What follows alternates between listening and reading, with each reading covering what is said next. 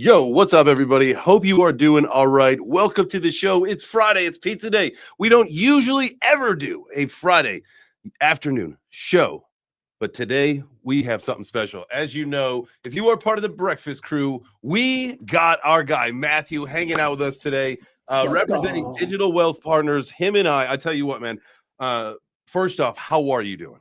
I'm doing fantastic, Jay. A little bit of a wild day, but it's great to see you. Thanks for having me. Absolutely, man. Absolutely. I'm glad we got to fit this in. Now, I'm glad that we finally did this, and we need to start doing this a little bit more often. But I will tell you, all of you, listen to me. I'm just going to make myself a little bit bigger for this. Listen to me.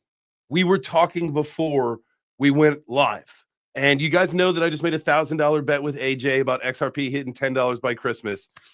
After the conversation that I had with Matthew, I have sweaty hands. $10 is going to be nothing. Nothing, man. Do you think, really quick, we got a lot of things that I want to talk about today. Tokenization, let's see, the future of finance. We can talk about a little bit of Bitcoin, all that kind of stuff. But really, do you think, and I know the meme is 589. Do you think $58.90 is on the table in the next 24 months? 24 months. Okay, that's a pretty good window, I think. In order to get to that spot, in order to get to a 58.9, sort of place, I think one of the big things that we need to consider is that a lot of positive things have to happen, right? And it has to happen pretty quickly. And given sort of where we are in the political environment, it's safe to say that there's a lot of positive tailwinds and momentum coming. And a lot of things are kind of happening quickly. We see in these SEC lawsuits get dropped. Pretty soon the shackles get off. And then these organizations get to run free. You're probably going to see like a Kraken IPO. If you go to like a Link2 or you go to an EquityZen and you're trying to get private placements, like you can purchase shares of Anchorage, BitGo, Ripple, for example. You can buy some of these companies that Ledger's on them. Not that necessarily you want to buy them today, but people can get access too soon. People can get access to the private placements of these organizations that will likely have a proliferation of IPOs in the space. So coming back to XRP being at a $58 price, when we talk about the lawsuits getting dropped, when we talk about integration into institutions, when we talk about it being used for settlements, whether it gets burned to and RLUSD gets used, there's a whole bunch of these things that can come together and catalyze a price. Also, a lot of people just don't sell XRP. The XRP army is fierce. Yeah. They are not to be trifled with. Shout out XRP. Throw them up. Not to be trifled with. So you've got a lot of people who are not interested in ever selling these tokens in a world that's going to be really, really accepting it, as we've kind of seen, right? Maybe a step away from the memes and maybe closer toward tokens with utility. Like you've been talking about Chainlink for a while, Ondo, all these great utility tokens. You say memes, man. And let me get let's put your professional opinion on here now. What do you, because yes, thank you. Please put the tie on for this one. And the glasses. Yeah. So honestly, memes have a place. And within reason, I get it. But do you think that they have really done damage to crypto and maybe even take it a step further, like the blockchain tech, just because it's, I think, synonymous at this point because people don't know that there's a big difference. But do you think that it's put like a bad impression or worse impression that people probably already had of this industry? I think people love making money. And I think that if you abstract away the bad stuff or the junk of crypto and you have financial advisors or institutions, even like Grayscale, saying, hey, let's do an index. Oh my goodness. Let's put ETFs out there that make it easy and accessible for people to say yes to making money in ways that fiduciaries and professionals are saying there's a way and a place to do that. And yeah, there's a way and a place to do that with making memes, but it's exactly like why nobody else, like the only reason Vegas exists in Nevada is because there's like nothing else around, right? So like you have this sort of island of debauchery that goes on and it has its place, and you can make a lot of money there, you could lose a lot of money there, but there's also other ways to invest. And I think that as long as people are getting a sense of the possibility or how do I not end up like those people, I want tokens, like I want crypto. I know that this is the future, but how do I stay away from some of this stuff? I think that's a way for us to help them, is by saying like, there's actual places here you can make money and utility and value to be made. And there's going to be a difference. You can't really put put the rabbit back in the hole or whatever back in the basket, but it's just, it comes with the territory. Like, you're just going to have it.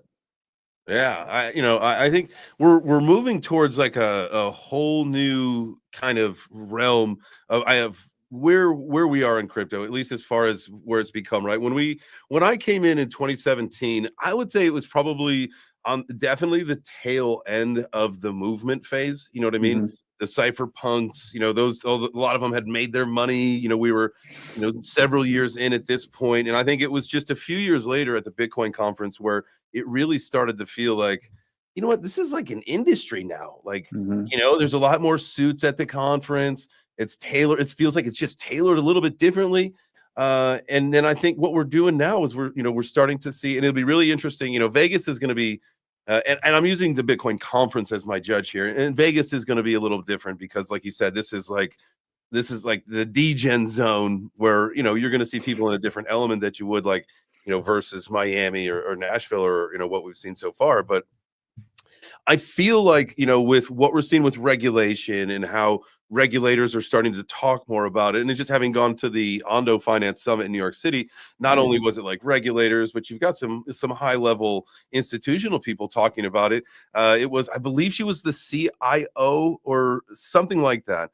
I can look it up in a second, but she was with BlackRock, right? And she's with like their ETF, and she was telling, Samara Cohen is her name, and she was saying basically, I think it was back in 2021 or something like that. It took her 2 minutes to buy Bitcoin on her phone. I mean, this is, you're listening to a executive at BlackRock talking about buying Bitcoin on their phone and using like, being able to do it in 2 minutes several years ago is like, I'm much, faster at it now. It's like, whoa, we're getting there. Perfect use case. We have, as a firm, originated about $5 million in loans for people. And that's people who bring us, like high net worth individuals who bring us, access crypto, and they say, I want to get liquidity from this. Mm-hmm. And we're able to get them USDC or USD. But the like really unique part about that, I think, is that they've never stepped foot inside a bank. The AML KYC process is like 30 minutes, and they can get cash in their account in MetaMask within like 72 hours. And like, that is a brand new ecosystem. That is permissionless. That is like, they have the ability to do that with a partner. Wow. And they can help them do that. But like, it's pretty cool that we live in this space now where you can move money like that. And it, they have their fees associated with it, but the transaction costs are super minimal. Right. And at least, the service is there. Speaking of banks, where do you think we're going to be with banks as far as, I think that's like, one of the things that I've been talking about in the show a lot lately. And as far as we get to adoption and, needing to probably hit certain metrics, not, quantity of people, but as far as, how we can have offerings available to the retail public in order to actually see a true retail mass adoption happen. And I think one of the most common things you hear people say is being able to go to your bank, just like, going to Bank of America and be like, hey, I got 10K in savings. Can you do me a favor and put 25% into Bitcoin or whatever they happen to offer, right? Like, once we get to that point, then it's, I think, we're well on our way to establishing like mass adoption of crypto. Do you think, like, as we get, because we know there's some banks that are chomping at the bit to offer. We've seen the articles, the headlines, the CEOs are saying like, we're all in, just give us the go ahead. Do you think that's something we see this year, or is that a rollout over the next couple of years? I think the biggest thing you'll see this year is the race to custody. So that's a big fee driver right there, right? Just having the assets within a client's platform or a banker or a custodian's platform also means that money isn't on your competitor's platform, right? It's always a race to who has the most AUM. Okay. So BNY Mellon is pretty much the first real custodian that's also kind of like a bank partner financial institution that is going to say, hey, we're open to custodying crypto. And I think that's a really big first, sort of flag that you could plant to say, hey, we're here. And once one of them does it, they're all going to have to do it. And what's the next best part about that is like once they're in your system, then you can offer them a debit card or a credit card or insurance or whatever other products you offer that they could either denominate in assets they bring you, and you can then give them USDC or some sort of US equivalent for it, like if they want to denominate it in dollars. But there's a whole host of money making opportunities. So with custody is really where it starts. And that's like, how do I get my hands on the asset? Yeah. And then, yeah. Go ahead. Sorry. I was gonna say the other like unique part about this is access to banking, which is something that Moonwell has done. I know you brought them up on a show a while back. I know some of your audience likes Moonwell. One of the cool things about their platform that they just released, aside from their debit card, which by now I have, just as an FYI, I have cash sitting in an account earning 10% a year that I can then, it's USDC that I can put into a prepaid like card and use at Apple Pay. So I'm paying at Whole Foods with USDC that's earning 10%, and I never have to like use cash. Yeah. But they're letting people who are in like foreign countries open bank accounts in America completely virtually. So you could earn money in your country's native dollar and transact immediately into, they could have it sent over to your bank account in the United States, and you don't have to have a bank in your own country necessarily if you don't want to bank there. So well, that's interesting. Yeah. So speaking of custody, and I think this is a great thing. When we talk about all these things, adoption and all that stuff, like custody is one of those phenomenons to me where if you've been here for a while, if you've been in the space, obviously you believe in self-custody, self-sovereignty, like be your own bank, all that stuff. But when you really look at the push for the adoption and all that stuff, and I feel like, okay, take the banks aside, being able to compete for assets under management and being able to say like we're the custody of this, there's several reasons why centralization and custody to that effect are very important, and I think much needed, right? Like one, the joke is how many people have you seen lose a PIN number or a password to their email or whatever, right? Like, okay, like now you're talking about your wealth, like some people should not have access to that kind of stuff, and it just is what it is. And I know that there's best practices and you could get better or whatever, but I think at the end of the day, like just jokes aside, like centralization and self-custody, it's not, they don't work for everybody. I think, maybe I said that wrong, but centralization for some people is probably very necessary, and it's a great first stepping stone, especially for the retail adoption as they come in. And then like I think the whole idea is, okay, if you get the concept, if you want to move things forward, if you get the whole self-sovereignty and self-custody thing, and then you want to move to the decentralization as your next step, you can do that and explore it, but you can't just like shove it down your throat all at once. Like that just doesn't work. Yeah, and like sometimes we get so tribal about a token or about a practice, right? In the bank, not your keys, not your crypto. Like I'm with you, but you can also do both. You can use a bank and you can store gold in your basement, right? Like you also do that. The challenge is if you want to store gold or you want to store money, you put it in your mattress, right? Money takes up space. The reason it's nice to store Bitcoin that you can spend whenever you want is because it takes up no space. Well, yeah, that's true. Well, I mean, unless you got like a bunch of cabins in the Ozarks and you just try to, you need some new insulation inside of those cabins. That was Ozark, right? Was the name of that show? Yeah. Marty Bird. Yeah, Marty Bird. The irony too is that all the people we talk to have gold. They put them in a depository. So no different than a bank. That's the thing, and it's funny. I'm building a script about self-custody, and it's kind of one of those things where it's like that whole idea of some people just don't give a shit. Like they don't care. They don't care about that. You know what I mean? Like they just want the exposure, and it's like, yeah, cool, I got it, great. Like that's all I care about. Like I don't need to have the little thing on my desk that this is where it is, and if I lose it, if my house cleaner takes it, like then I'm poor. No. No, that doesn't work. All right, so let's move into like that was a great little intro, man. I appreciate it. That's fun, guys. Go ahead, smash the like button, and if you let's see, there's got to be a way for me to get. I will get it into the description if unless it's already. Let me see. Is it in there? No. So in a second here, I will put the description to your X channel in the description. so people can make sure that you get some follows. Because I'm telling you what, I have learned a lot from Matthew in our time together, hanging out and conversing. And he's a good guy to know. Good guy to ask some questions to if he'll answer. But I appreciate that, Jay. absolutely. All right. So I want to talk about Ondo and tokenization. And tokenization is really one of the more aspects of really the conversation. And it's kind of how the whole idea is how are we starting to see crypto, blockchain, however you want to say this, how are we starting to see this change finance, right? And I think with tokenization, we've seen Larry Fink say this is the new economy. We know the Boston Consultant Group, their study says 16 to 30 trillion by 2030. We know that this is going to be one of the biggest waves of attention in our ecosystem. How do you see this being the biggest? How do you see this being a game changer for crypto?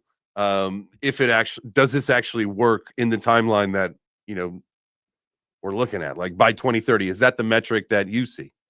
Yeah, so I think that there's two really important ways to think of tokenization. One is of financial assets specifically.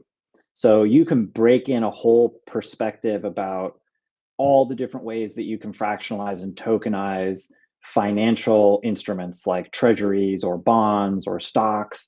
And there's a whole business model there, and there's a whole set of money that can be made there. And that's why you're going to see tokens like Ondo or XRP or some of these other ISO tokens, that facilitate these transactions be part of that tokenization. And then you have a whole set, which is the tokenization of real world assets. And this is just a whole other group that you can look at that's like houses, boats, Monets, Ferraris, wineries, like also investment instruments too. So those not necessarily financial, but like a private placement, an ownership or equity in a company could now be fractionalized and used and borrowed against as liquidity to make to facilitate more economic movement and the velocity of money, right? The tokenization is going to increase the velocity of money. It's going to make it move a lot faster. It's very clunky right now. And that's really what it's all about. And so doing this both on the financial side and then with real world assets, and then all of a sudden they can all talk to each other too. Oh my gosh, there's an oracle.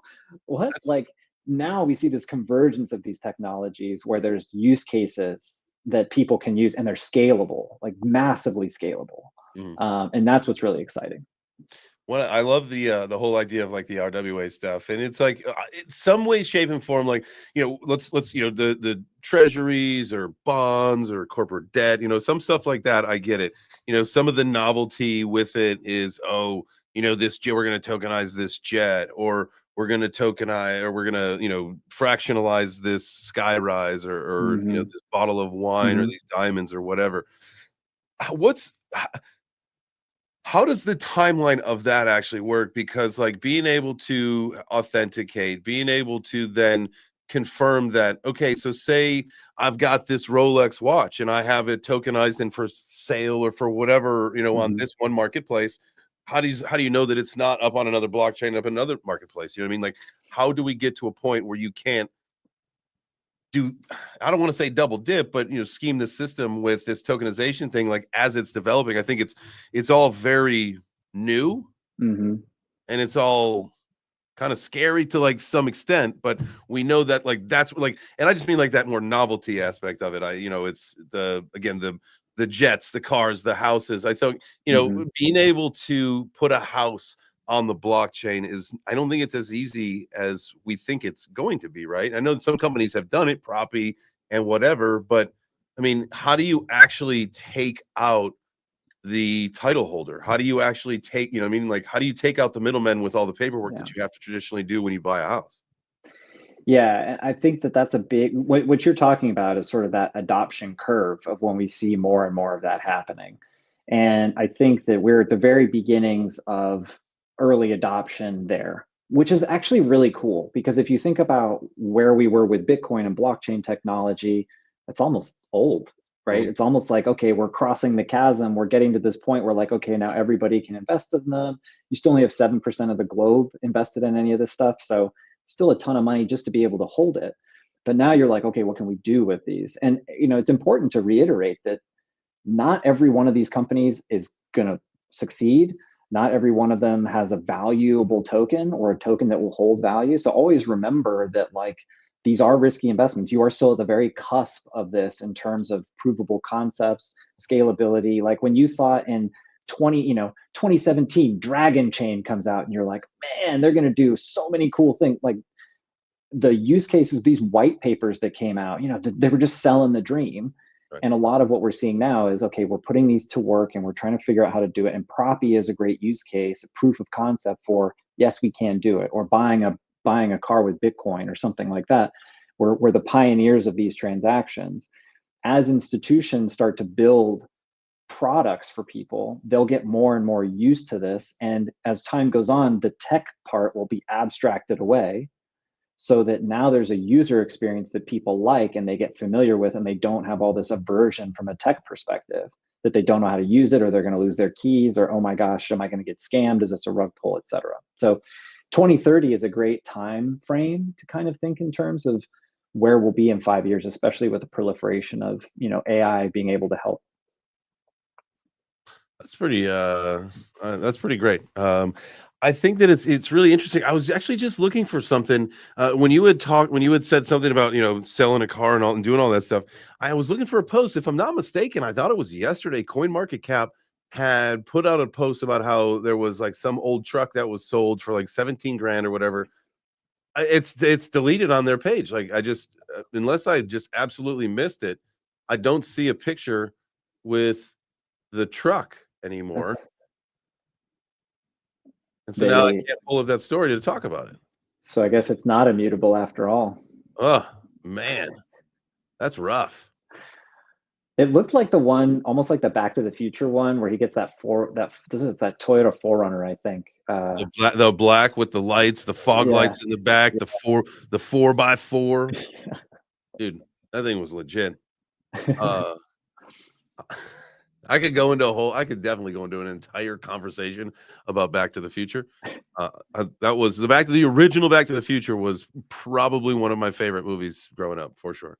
I loved it. The real fans, when they can point out that it's the Lone Pine Mall the second time when they go around because he hit one of the pine trees on his way out, right? Yeah. Oh, yeah. So there was only one. Oh, that's good. You are more observant than I am, I'm sure. I didn't remember that one. Yeah. That's funny. So, all right, let's swing it back to this tokenization stuff. And one of the things that there was actually a news article that came out yesterday that Polygon through is it Assetera, they can now offer the OUSG through Polygon. Right? So now, like, this whole ecosystem is growing and growing and growing. To me, Polygon, I thought, was going to have a bigger potential than it did. Sorry, that was a distraction. It was going to have a bigger. Okay. It was going to do a lot more than it did. I feel like it's just one of those lagging projects. Do you think Polygon is a good choice for this bull run? Should people invest in Polygon? I'm not going to lie. I forgot what you were talking about. I forgot what Polygon was. And then I was like, oh yeah, the pink circles. Right. Okay. It's amazing in how this space, things can just fall into oblivion and nobody ever really notices. Like, I cannot imagine a world where 6 years from now we're like, man, Polygon was the answer. Like, it might be, but like, there's so many other things. It was a proof of concept for a layer 2, basically, and it did exactly what it was meant to do, which was basically proliferate a whole bunch of other L2s on Ethereum, like Optimism and Base and all these things. It proved out that you could have a faster throughput on an Ethereum blockchain with lower fees, which was what everybody wanted to do. And they were a proof of concept, and everybody was like, cool story, I'm going to go make my own. And then they built on it, which is basically what happened with like Bitcoin and Ripple. That's like the big argument, right? Like, people are like, Bitcoin was a thing, and then these developers came in and created a better version of it. And okay, that's its own story, but like, that's what happens in this space. Proof of concepts come up and people are like, that's great. How many tokens in 2018, 2020 are now at like the 500 level that were in the top 50, 100? I I mean, that's a good thing to point out. It's it's funny how all that stuff does move. But I think that's one of the narratives that a lot of people I've heard talking about is that, you know, the dead coins, the graveyard coins, the vampire coins are going to start making a comeback now. And I think we've seen some of them kind of rumble and move a little bit. I'm looking for, if you would call, I know a lot of people would probably say that about VeChain. I am definitely thinking VeChain is going to have a massive year, not only with the RWA side, not only with what they do with supply chain side with the Walmart China partnership, but with sustainability and how that's moving forward. That I'm getting ready to do another. I want to do today. I was going to do VeChain Day, but then I decided not for a Friday. VeChain is not. I can't. It's Pizza Friday, so it had to be Pizza Friday. I'm going to do VeChain next week. But the whole idea of sustainability, I mean, so Boston Consulting Group, same, you know, that did the thing about tokenization. It said sustainability, I think, is like a 26 trillion market cap industry. Like, no one's even talking about that.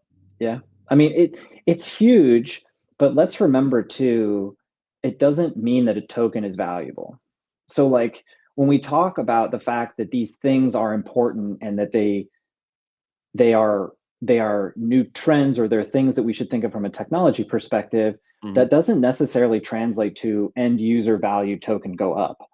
Right? Like I love VeChain. I've liked VeChains since I had it since 2017, right? And I've always really liked it as a use case. When I was teaching blockchain made easy courses, I used it as a use case for people to recognize how we were going to validate fake things from real things. Yeah. And I think that that's a really important thing, but that's a tough thing to value from a business model perspective. How much money does a business make by validating that? And does it enhance their business? Do they have to create new business? So when we think about it from that perspective, that the mission is great and the business is great, but maybe a company IPOs using that blockchain technology, or maybe they create solutions on top of it, and that company becomes the valuable company. So we just, yeah, you know, that's interesting. When I think about it, and I'm in the past, I've said, I don't know, you know, I would love to see the VeChain price get back to its all-time high, right? And I think, however, like, you know, let's talk about, you know, the sustainability kind of realm moving forward. I feel like let's remove that from this conversation for just a second. Speculation's gone on VeChain, and I think speculation's been gone on VeChain for a while. Like you said, it's a company, they've proved it. They have a bunch of high enterprise level partnerships. Like they did it. It's not like, you know, let's just make it more a little analogous to like a stock, right? Where things are great. Like you don't expect that you just pump, right? Like it's an established company. They're just going to keep rolling out, and it's at some point it just becomes a steady up and to the right. Like I think I was talking about this the other day. If you look at like Coca-Cola Classic, or Coca-Cola, their stock, it's just basically up and to the right since like the 90s, right? I think in like the late 90s they had a huge spike or whatever, and then but other than that, it had like just up and to the right, and they've paid dividends the entire time. What's that? And they've paid out dividends pretty much the entire time. Unheard of value. I mean, the world loves their sugary sodas, I suppose. Well, and actually they hate them, which is why they have to go buy all these other companies. And that's how they kind of consider being, you know, they don't make like dairy-free stuff. They just buy all the dairy-free companies, right? So they just are such a large conglomerate that they can envelop as many companies as they can. It's not like people are drinking more Coca-Cola. Smart. I got it. So, okay. So that's why when you hear the things about, you know, I think if I'm not mistaken, they bought Topo Chico. Topo Chico was like the absolute best soda, carbonated water ever on the planet. I know you and I are drinking carbonated water too. You know, but I believe that company got bought by Coca-Cola several years ago, and it was, I think it was from Monterrey, Mexico, but from what I understand, you know, Coca-Cola bought it, and then they just buy a lot of things that become popular in the drink world because they know that they've got the money, and then it's just added to their revenue sheet, right? They've got the money, and they don't want their competitors to do it. This is why Nike bought Hurley and Converse and Dockers, I think was the other one, because they don't want their competitors to have them. Who's their competitor? Pepsi. And what does Pepsi do? Buy all the other companies that Coca-Cola doesn't want, right? So are you a soda drinker? No, I drink beer and I drink sparkling water It's and like coffee. the lifeblood of my body. Yeah. It's so funny, like when you're with somebody who's a soda drinker and like you go to a restaurant, right? And they're like, can I have a Coke? And the restaurant will be like, we only have Pepsi. It's like, it's just like you see like the wheels like turn. It's like, what did you say? And it's so funny. There are several people in my life that independently follow up with the exact same question afterward, because they were going to go with a cola. And then they, not a question, they follow up with, okay, I'll have a Mountain Dew. It's like, what? Oh, see, I'm a Dr. Pepper person. So like I mean that was before the beer. It was always like, how do you play Diablo all night without any Red Bull and just Dr. Pepper when pizza was like the name of the game for the LAN party. Dr. Pepper, like, okay, like I'd say I'm with you, man. It's I do not drink soda. I'm not really a sugary drink fan at all. I can do like a little bit of energy drinks here and there. Like I've had one probably in the last few months. But if it was like, man, like you got to drink this soda or I'm gonna punch you in the face and you can't defend yourself, I would say probably give me a root beer. Okay. Say root beer. I like a root beer, like a mug, not a Dr. Barks or Barks. No. Barks. Barks. There's Barks, there's Mug. There was some other ones, weren't there? A&W. A&W. That's classic. Now, have you ever done like a root beer float? Yeah, or those gummies. They have like those A&W root beer float gummies. Man, those I are don't know about that.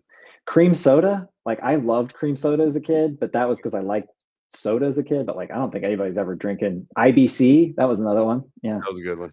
Yeah. That was a good one. Memories. Wow. I know way too much about root beer. You know what? It would be fun to make root beer. I think because you got to get that sarsaparilla root, if I'm not mistaken. It's not ginger, right? Maybe it's both. That would be ginger beer, I guess. That's what you got to make. Ginger beer, so you can make your own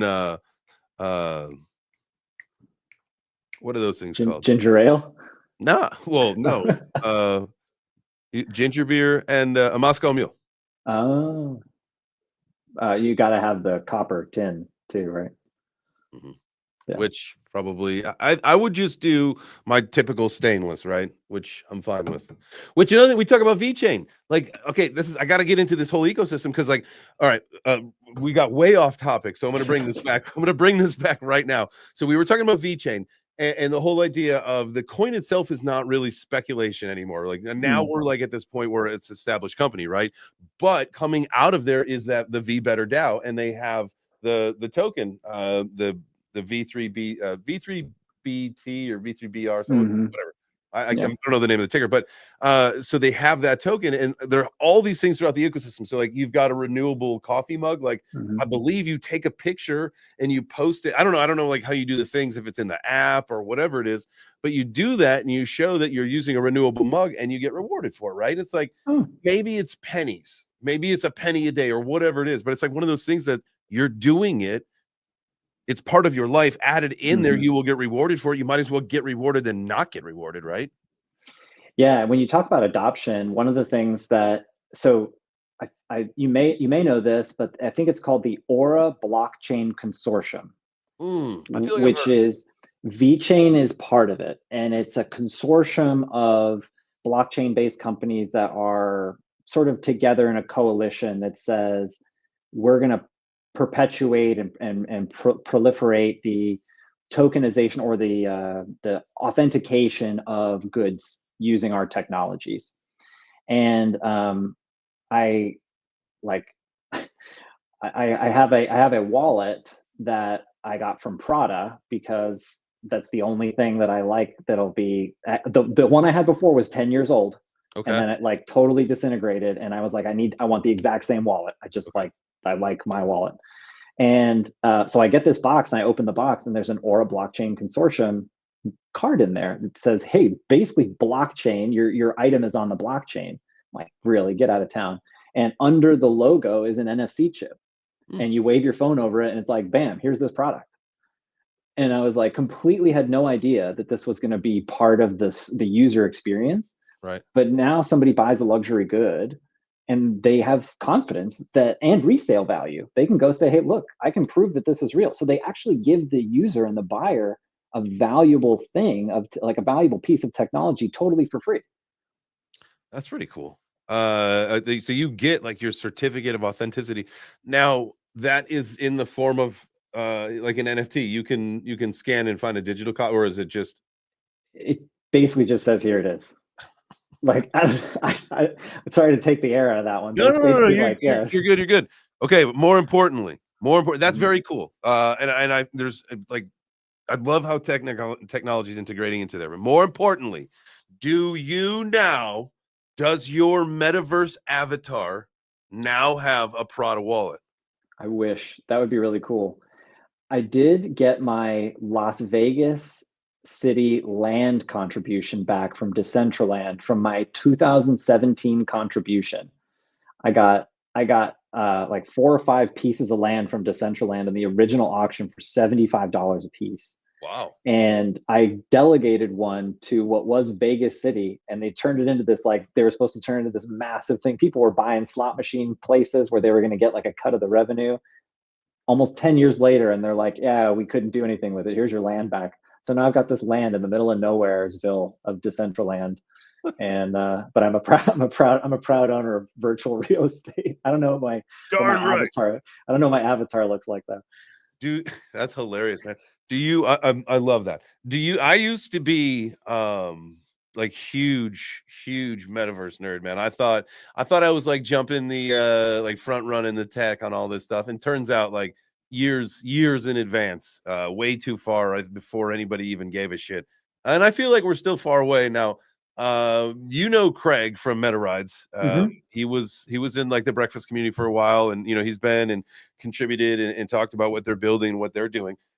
He kind of alluded, with some of their partnerships, and they're working with some high level people in the gaming industry, and with their metaverse and stuff. And he kind of set us to the tone of, we look at metrics, right? A lot of the stuff that we're looking at right now is 2030, but he gave us 2028 for kind of gaming, right? Okay. And I think what we saw come out this year was really good. Was it Big Time?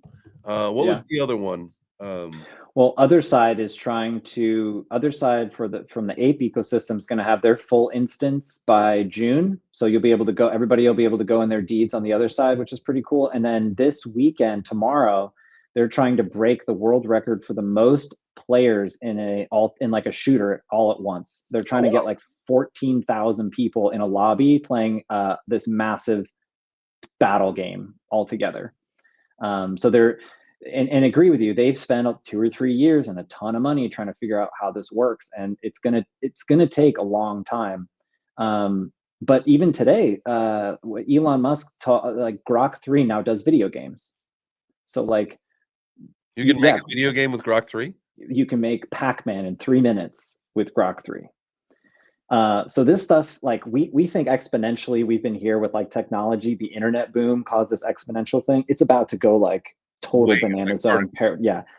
You won't be able to catch up with a lot of this stuff. But in any case, that's just kind of an interesting use case. Wow. So Metaverse 2028. Are you going to plug back in? Are you excited for the Metaverse? Do you have like an Oculus and all that stuff? So I've been waiting. Like it's like on my webpage, like on one of my million tabs that are open to like make sure you buy your Oculus soon, because I really want to play Half-Life Alyx in like VR. I've also recognized that like playing a video game with a traditional controller, maybe years of Super Smash Brothers kind of gave it a little bit of like a carpal sitch. So, playing Call of Duty, you play like one round, I'm like, of course typing doesn't help all day, but I feel like, this would be like a little bit easier. You put me in there like 65 plus, like whatever, 70, get to like 80, 90, 100 years, just put me in the game. I'm 100% about it. Like, let's go. I feel like at some point there has to be some massive announcement about some kind of health technology. There's been no health technology in a while, right? Oh, you mean like take this pill and you can live to be 150. Well, they got take this pill and you can lose weight. So that's technically. But then you look like you're sick. Then you have like Neuralink, right? So then you have the ability to manipulate stuff with like your mind. That's Elon Musk's like company. By the way, part of the cuts that Doge has made have been specifically to the people investigating what Neuralink is doing. Oops. Sorry. I'm all for cutting funding for transgender animal surgeries. I think that maybe some investigatory, anti Neuralink groups are okay. I think that that's okay. Yeah. Have you gotten into Severance at all? Okay, so it's this show, but they put a chip in your head, and when you go to work, you're a person that doesn't remember what happens in your regular life, and when you're doing your regular life, you have no idea what you do at work. So that sounds well. It's bizarre. You gotta watch it. That's crazy. What's it called? Severance. Severance. And there's like a technology that they put into their brain that turns on and off whenever they go into the office.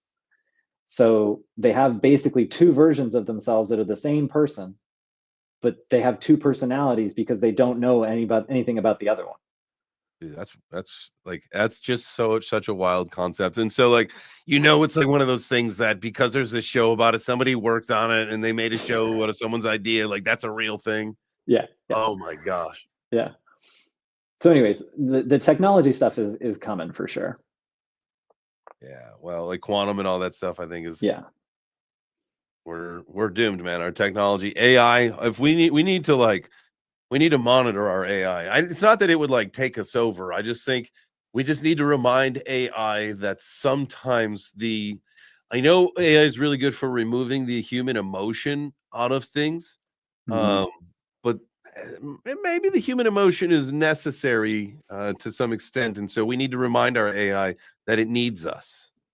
I think that's why they're going to hire us to be their customer success employees. We already are. We literally already are. We're going to run HR. We're going to be the customer success employees, and we're going to be like the little people puppets that the AI conglomerates need to like go sell the product or be with people so that they understand what we do and they don't freak out that it's being run by AI. Oh yeah. Well, I mean, remember, if you don't understand what the product is, you are the product. And so, yeah. So, I think we are the man. Those AI companies just get so much out of us because I don't know about you, but I use my ChatGPT so many different ways. Well, it's no different than every time you Googled something, they knew the IP address, they knew what you Googled, they put it into some database somewhere that augmented that data in some helpful way, and then they sold that data. And we're kind of okay with it. Are you bullish on DePIN? Oh yeah. So I was participating in Silencio. So we did so walk around and let it listen to you. I'll tell you right now, anybody from the Silencio team or anybody at Silencio listening to this, the amount of times I may have accidentally left my Silencio on and then came home from a walk and then like went in to go to the bathroom only to realize that like my Silencio was still on. Like there should be an auto feature knowing like when to turn this thing off. Like, yeah, it's maybe listening to like the noise level. Bullshit. It's listening to everything. Like, so I apologize, I guess, in some instance, but I kind of had to throw that out there. Like, so it's good to throw the disclaimer just in case some engineer is listening and he's like, oh, I was actually just about listen on your account, but thanks for the warning, man. I won't check in on this one. That's you really like come funny. home and your dog's yelling at you or your partner's yelling at you. And the people at Silencio are like, oh man, he's into it today. That's really funny. My wife used Silencio a lot. There was a lot of time, they would be out for walks or playground, all that kind of stuff. And so I need to get her because didn't they within like say the last month or so, didn't they flip the switch and now the token is live and tradable and all that stuff? Yeah. Did it dump? Oh, it's really hard to dump when it was zero to begin with, and they're going to hate me for saying that. But like I walked around, I'm just saying my personal experience. There's over 80,000 people, something like that on this platform. I was in the top 1,500. I've been using this thing. I've been using this thing for 350 days straight. I have a 250% multiplier on everything. I had 350,000 tokens. it's $100. And the token dropped like, 30-40%. So I told my wife, like, hey, I'm pumped for this, like TGE. Well, it's got to be like $300. We could go on a nice dinner, right? I walked all this time, spent all this effort, and it's like $100. But they do this thing. I'm curious to see what they do. Like, who knows? Who knows? I'm curious to see what they do because they can't, because it might be a security if they reward you with money. Right. The tokens give you raffle tickets. And one of the things every month they're gonna have a raffle, and the more tokens you have, the more raffle tickets you get. Explain to me how this isn't a Ponzi scheme. And Crypto's a Ponzi scheme. Yeah, the grand prize is a Tesla 3. Oh. So like, okay, now you're incentivizing people. There's like a mechanism. Maybe the token isn't worth very much, but the raffles could be potentially a way for them to reward users for continued usage. So, I mean, it's a great project. The team's really professional. From a DePIN perspective, exactly to your point, there is a huge micro gig economy opportunity here for you to let them mine your internet or measure your airspace or measure your voice and data when you walk. I don't think you're going to get rich from it necessarily. I could be wrong, but like, I think that the micro gig economy is for lending out your Wi-Fi for 10 cents a month or something like that. Mm-hmm. Like there will be some people that do get rich off of it, right? Like I know it's some apps, the first 5, 10, whatever users that happen to beta test and then jump in early, and they got like a nice little bit of rewards for what they did to test it and all that stuff, and all of a sudden that becomes the next Uber or whatever. You know what I mean? Right. Like for the very select few, something like that will happen, but for the most part, you're right. It's just it's just a way, because you're right, you're not going to get rich off this stuff, but making a cent a day, you got to just take a picture and do a thing. As long as it's not a big hassle to do the thing to get the thing, I think it's just fun things that you can add into your life that why not? It was literally getting people to walk more. I think that is one of the greatest things that any of these blockchain projects could portend to do. And it's not in a casino, and it's not like looking at a screen. It's trying to make the world you live in a better place, and you're participating in that. And that is freaking cool.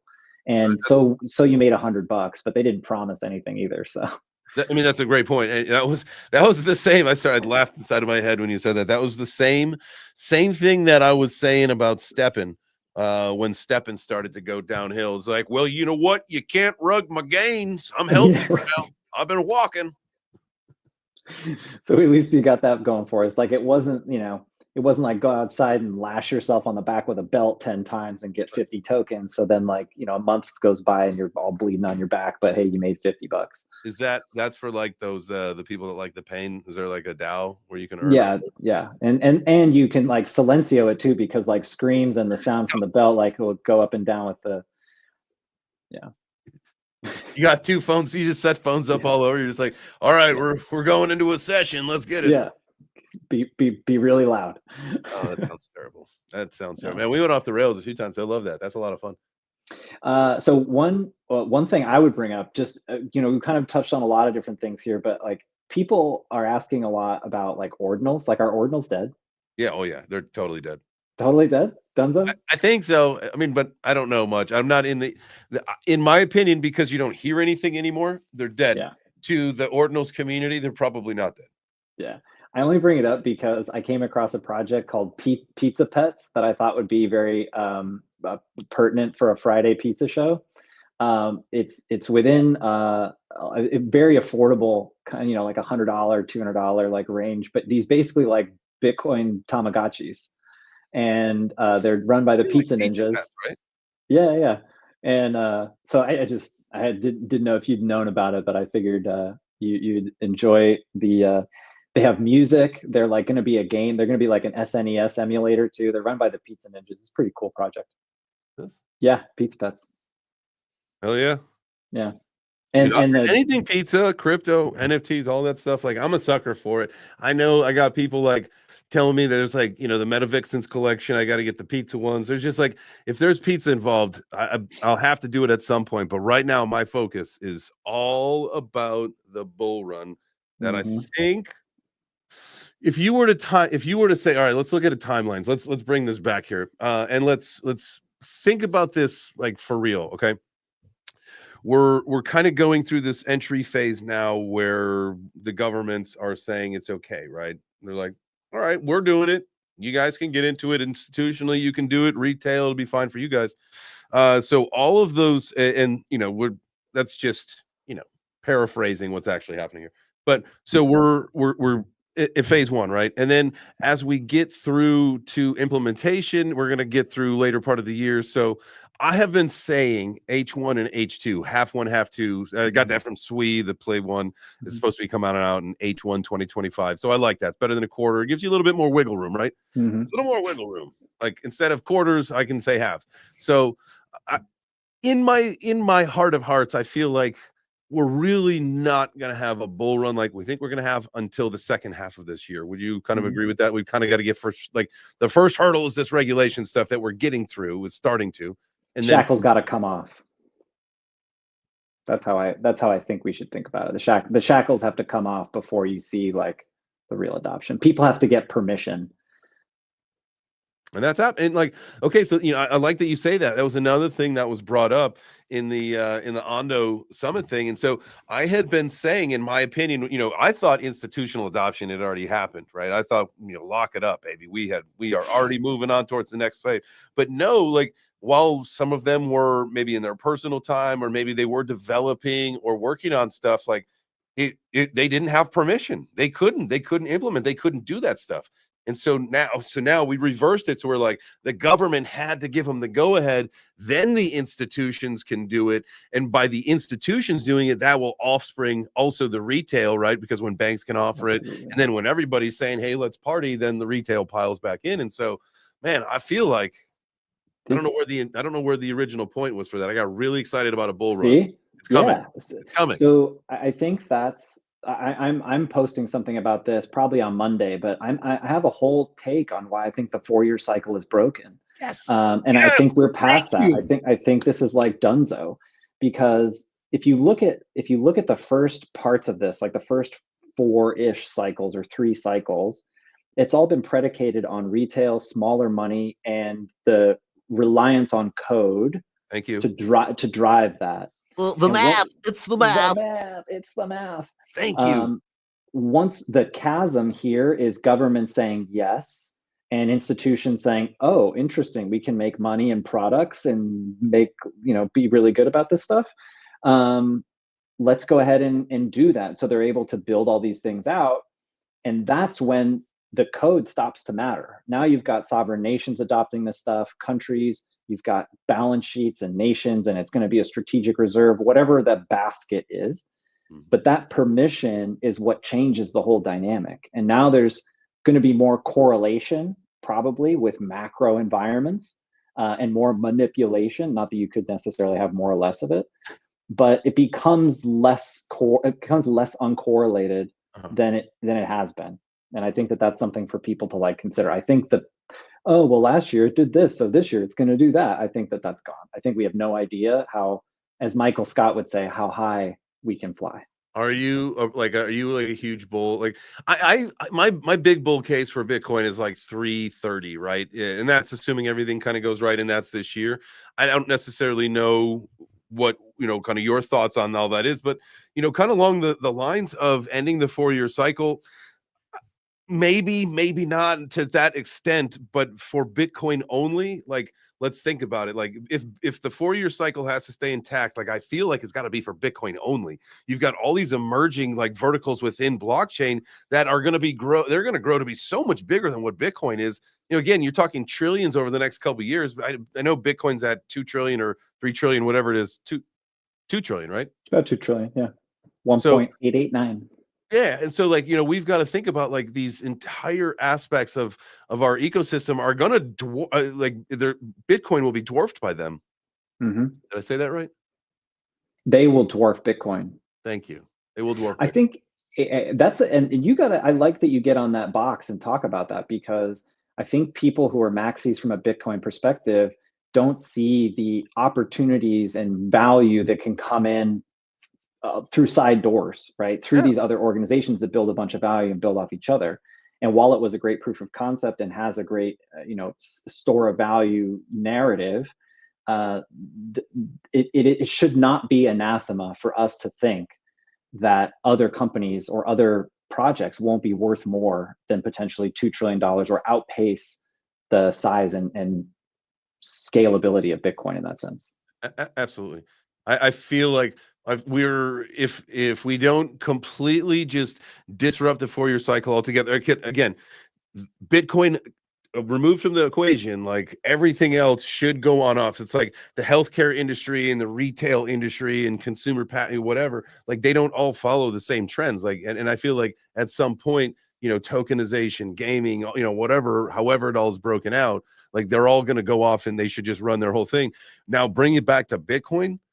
I tell you what, like I get that the miners have to sell and they've got to do their thing because of rewards and all that stuff.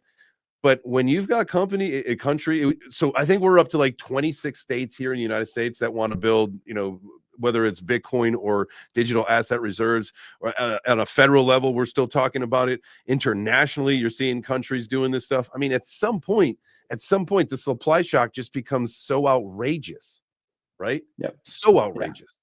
I mean, and when you see like people talking about like Bitcoin's, Bitcoin is a $1 billion token. It's like, it's kind of scary. It does have its own self-fulfilling prophecy, right? Like if currency and other things of value have value because we say they have value, the minute we say they don't have value, it doesn't matter how many miners there are or like whatever. So like, I just hope that we have to believe that people say long enough that this has value before something else comes along that could obfuscate it in some way or replace it in some sense.